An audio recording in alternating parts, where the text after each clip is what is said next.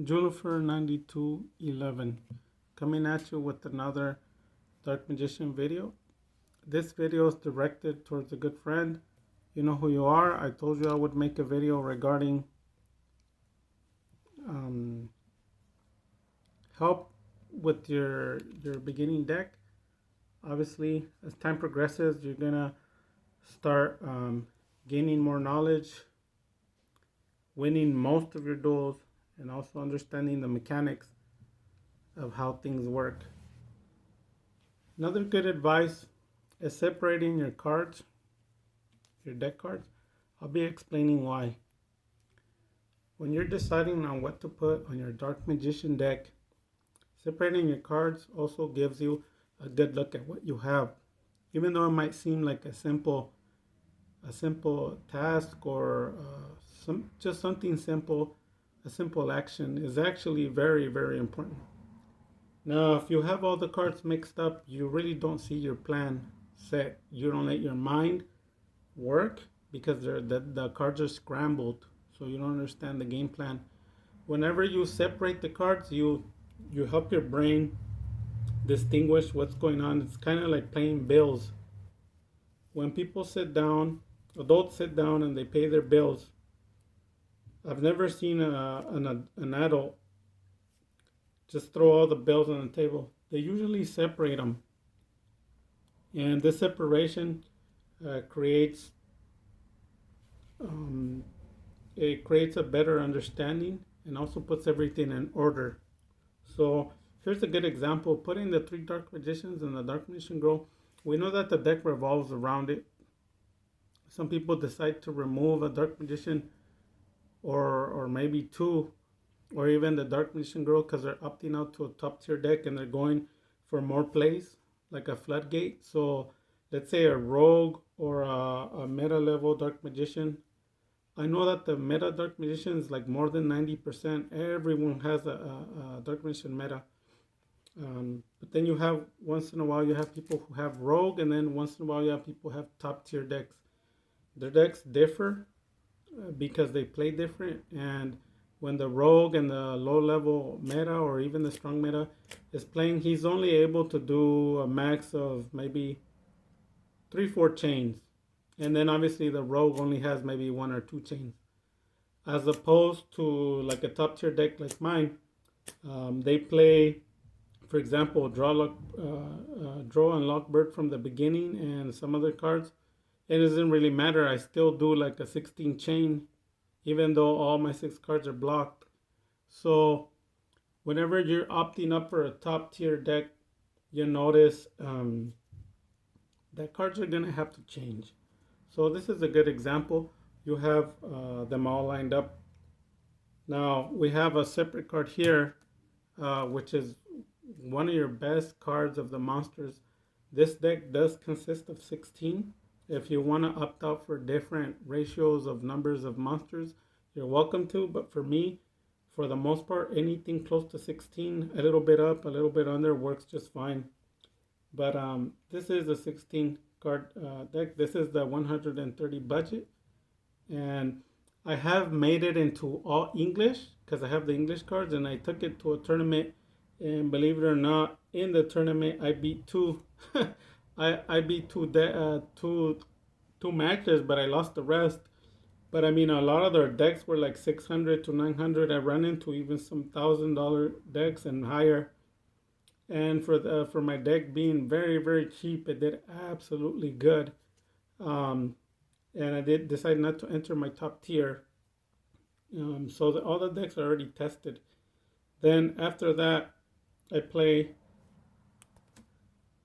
the rod, and you put them together, and you know he's your extender. He gets either your anything that says Dark Magician on it. Mainly, they like to use Circle Eternal Soul with it. If you have Soul Servants, it's also a nice card.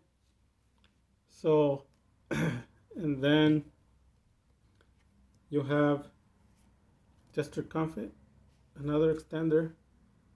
You use it in combination with a lot of other spells. So let's say he comes out and they get rid of him. There's cards that you can chain to bring them back and chain into links and then enter Dragoon. I do it all the time. So basically, at a technical standpoint, you're really not doing nothing. You're just baiting everything. So your opponent a lot of times thinks he's stopping you, and all he's doing for you is helping you. That's the motive behind the way that I play. So let's say the activate or enter tribute or whatever. I have cards to bring cards back to the field with no cost, and then I enter to link them from there. Then I'll enter Dragoon. I do it all the time. Now, however, if they don't stop the cards, then your floodgate. I mean, think about it. If in one turn I can mail 20 cards from my deck, what do you think I can do in the second turn if they don't stop me?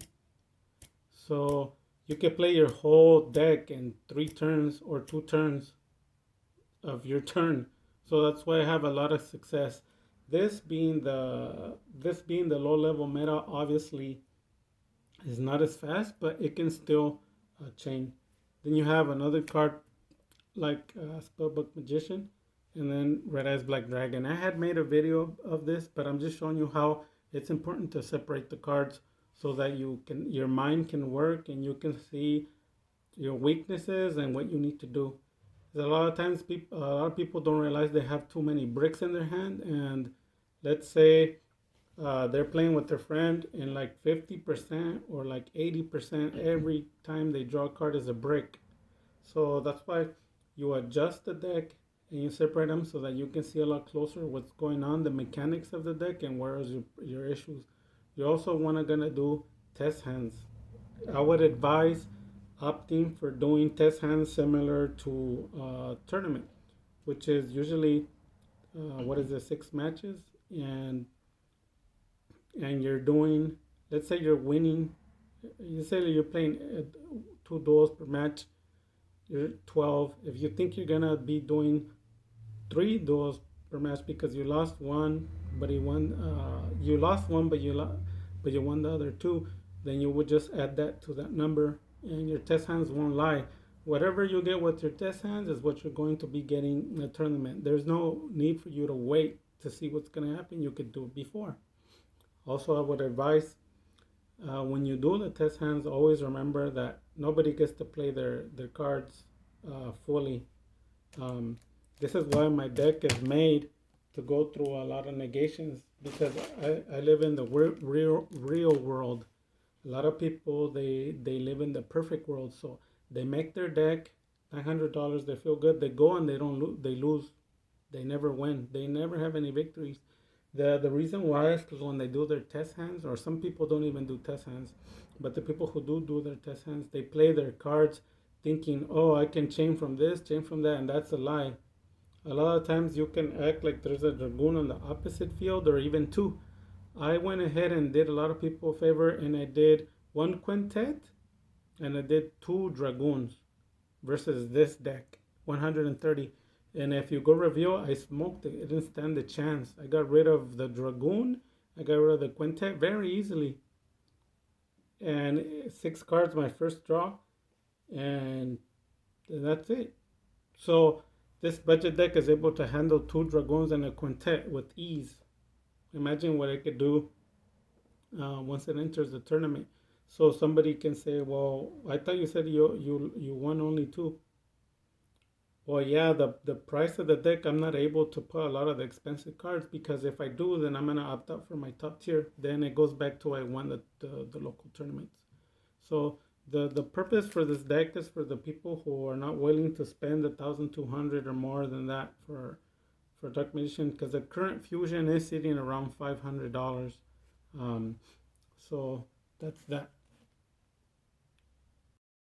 So now we're gonna go over the fusions. So most of these cards that have common, and some of them I have English. So Adele, so you go ahead and decide whether you have the card or not. You're gonna want to do Inmuk. I believe you already have it. You want to do Crawling. I believe you already have it. And Wee Witch. I believe you already have it.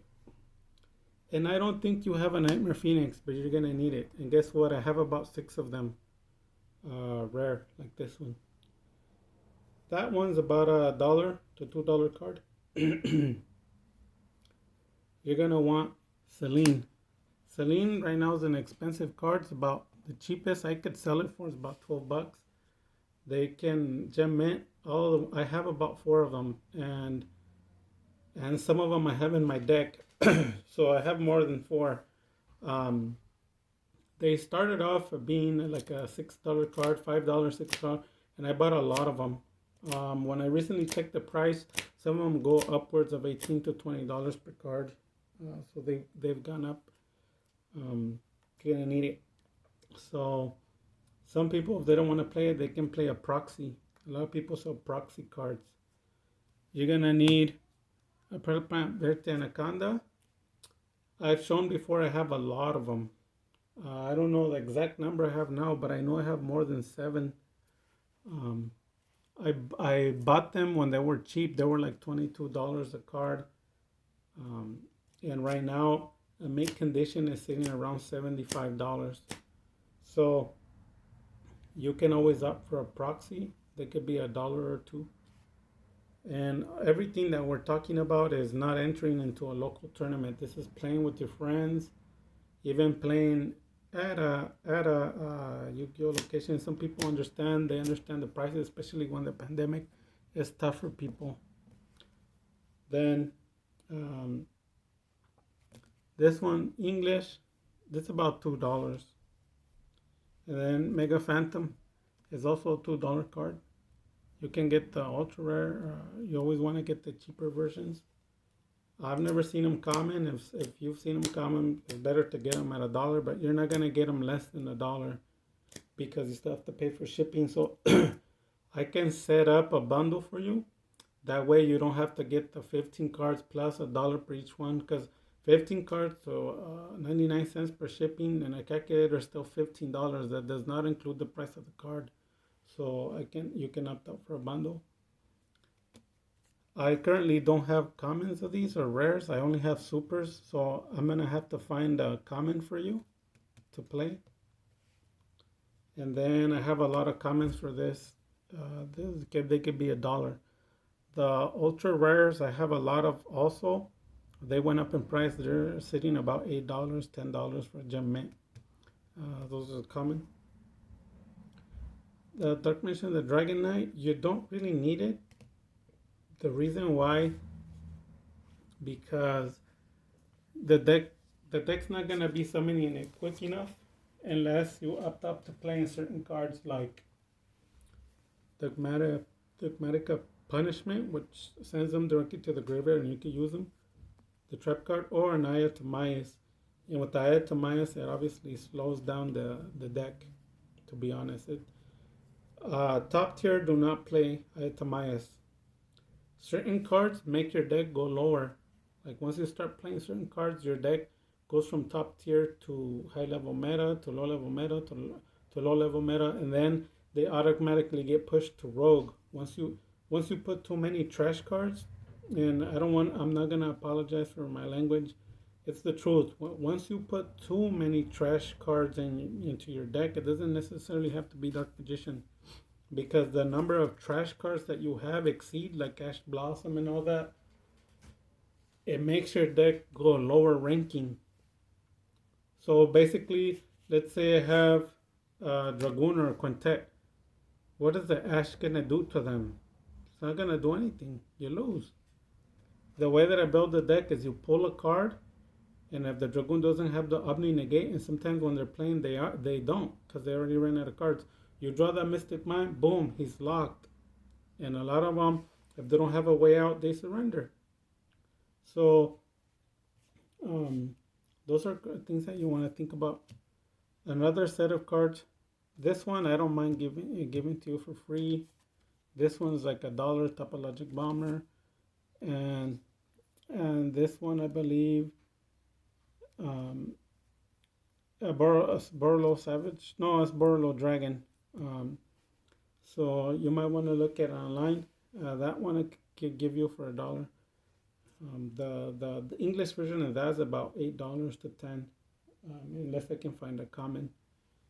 So those are cards that you're gonna want to have. Other cards that you're gonna want to put into your deck: Link Spider $1, Karibo, Common $1, and then other cards are like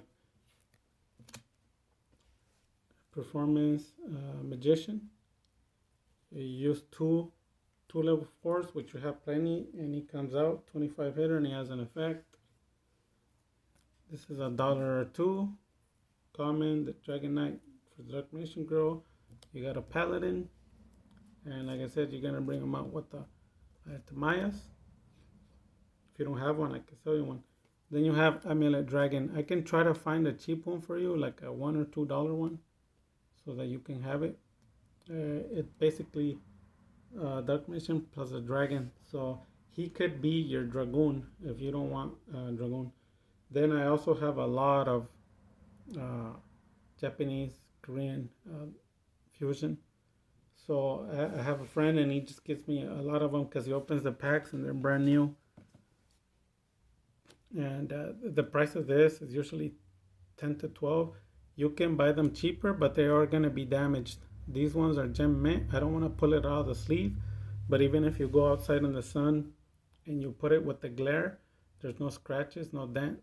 The card still smells like a new card. So a lot of these cards are gem mint condition. If the other way you could do it is buy the American version. They went up in price by like $40. The mint condition first edition of this one English is $130. The used ones unlimited are sitting around $70. So this is another way to own the card at a way cheaper price. So I can give you a deal on this one. You just need one of them. Another card that you can have there is Asian Blackluster Soldier of Chaos. They're currently selling like at 140 for gem mint. This one's about $15 to $25. Like I said, all the cards I have are gem mint. So what I mean by that, I pull them out of packs, or either my friend does. He sells them to me, and then I put them into a sleeve, double sleeve. So you pull it out, it has a sleeve on top, and then I put it into another sleeve. So the card remains mint gem perfect. Then you can play another card like Ebon Illusion. These are sitting roughly the cheapest, $8. You'll be lucky if you find it for cheaper. And these are sitting about 4 to 5. And like I said, if you can find it cheaper, good luck to you, and I advise you to get them. The problem is a lot of people don't realize, they think like, well, I'm not gonna get the cards from you, I'll get them from somewhere else. So with all these cards that I put up, I know there's more than 15, and they get the cards for less than what I said. Like if I said they were $5, they get it for 4. If I said 4, they get it for 3, but they pay shipping. And then the other one the same. I said 8, and they get it for 5 or 6, but they pay shipping. And then remember, if they have tracking, it's $3.60. When it's all over, if this pile here that I showed you is like $20, $22, guess how much they pay? Put in a calculator, including less of the price that I did. If it's like $16, but in shipping, guess how much they pay? Yeah, some of them have tracking, $3.60, or even 99 cents. They're actually paying a lot more than what I said. Their shipping alone is, let's say these cards are 1, 2, 3, 4, 5, 6, 7, 8. They're gonna pay $19 for shipping, and that does not include the tracking. So if you add the tracking, they're already paying more than $60. That does not include the price of the cards. So what I'm telling you is a way to forget the whole shipping. You don't pay nothing. You could be like, well, I do pay because I have to pay for the tracking. Well, it counts like if it's one for card. The rest of the cards are they're no price, right? Because if you say no, then I can add tracking for each one, and then there you go. You go back to $60, $70 for shipping alone. So You pay for the shipping once, and then the cards at a budget, we can work out something. Pick out your cards, and then your fusion deck will be complete. If you wanted Dragoon or Quintet, those are English versions. I have a lot of copies. I also have the opting for some. Sorry about that for the light.